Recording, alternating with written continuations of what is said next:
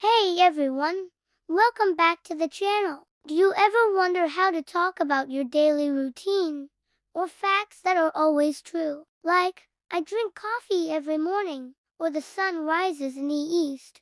Well, that's exactly what we're diving into today, the simple present tense. It might sound a bit technical, but trust me, it's one of the easiest and most useful tenses in English. By the end of this video, you'll be using it like a pro. So grab a notebook and let's get started. First things first, when do we use the simple present? The most common use is for habits and routines, things you do regularly. For example, I go to the gym 3 times a week, or she checks her email every hour.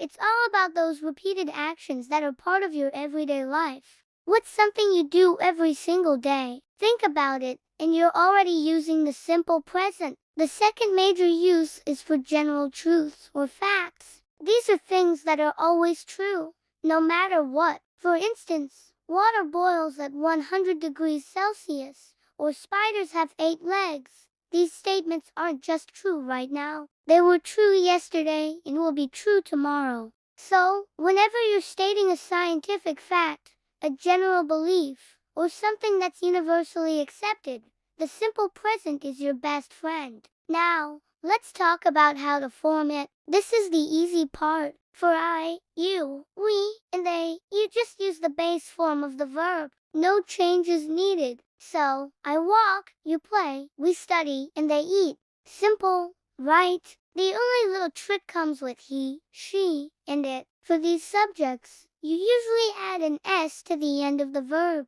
For example, he walks, she plays, and it rains. But wait, there are a few spelling rules for that s ending. If a verb ends in o, sh, s's, x, or z, you add es instead of just s. So, go becomes goes, watch becomes watches, and fix becomes fixes. And if a verb ends in a consonant plus y, you change the y to I and add es. For example, study becomes studies, and cry becomes cries.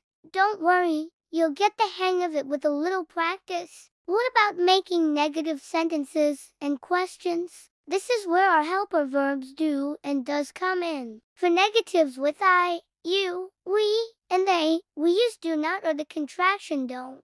For example, I don't like spicy food. For he, she, and it, we use does not or doesn't. Like, he doesn't work on weekends. Notice that when we use doesn't, the main verb goes back to its base form. We say he doesn't work, not he doesn't works. For questions, it's very similar. We start the question with do for I, you, we, and they. For example, do you speak French? And we start with does for he, she, and it. Like, does she live in this city? Again, the main verb stays in its base form. So, does she live? Not does she lives. Easy peasy. Finally, let's look at some keywords or adverbs of frequency that often appear with the simple present. These words tell us how often something happens. Words like always, usually, often, sometimes, rarely, and never. For example, I always brush my teeth before bed. Or, she never eats breakfast. These words are a huge clue that you should probably be using the simple present tense. They usually go before the main verb, but after the verb to be. So, let's recap. We use the simple present for habits and routines, and for general facts. For I, you, we, they, use the base verb. For he, she, it, add s. And we use do and does to make questions and negatives. That's it. You've just mastered the simple present tense. The best way to get comfortable with it is to start using it. Try writing a few sentences about your daily routine in the comments below. I'd love to read them. Thanks so much for watching today. If you found this video helpful, please give it a thumbs up and subscribe to the channel for more English lessons. See you in the next one. Bye for now.